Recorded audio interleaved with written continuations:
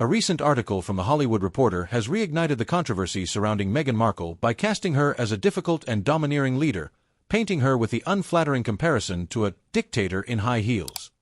This depiction has sent shockwaves across both the media and public spheres, drastically shifting the narrative of Meghan Markle's public persona, especially in the United States, where criticism of her was often dismissed as part of broader attacks tied to racism or misunderstandings of the British royal family's dynamics.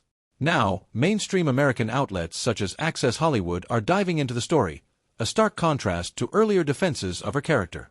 Former staff members, speaking anonymously due to the constraints of non-disclosure agreements, have alleged a toxic work environment under Meghan and Harry's leadership, describing a culture of fear within their team.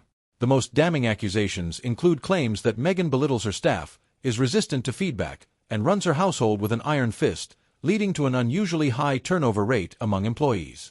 These claims aren't new, echoing earlier reports from royal courtiers in the UK who accused Meghan of bullying behavior during her time as a working royal.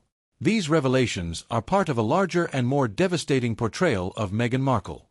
Her image as a feminist and advocate for kindness is crumbling under the weight of these accusations.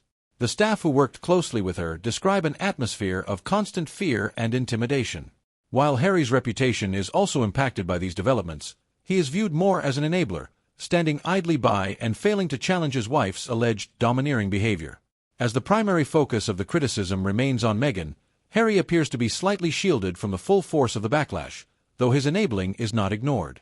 Meghan and Harry's attempt to counterbalance this negative press through public appearances, such as events promoting children's rights, seems to be having little effect in stemming the tide of criticism.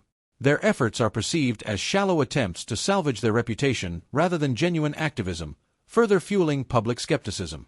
Critics argue that their advocacy feels performative, a strategic distraction rather than a commitment to meaningful change. What makes these revelations even more damaging is the shift in tone within the American media.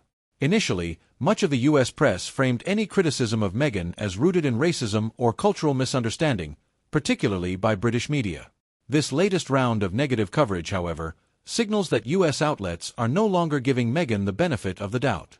As these accusations of bullying and harsh leadership make their way into mainstream American media, they challenge the carefully crafted narrative that Meghan and Harry have presented since stepping back from their royal duties in 2020. This backlash might also represent a broader disillusionment with the couple's public image, which they have worked hard to cultivate. Their media deals, including the controversial Netflix documentary and Harry's memoir Spare, aim to paint them as victims of an unfeeling and manipulative royal machine.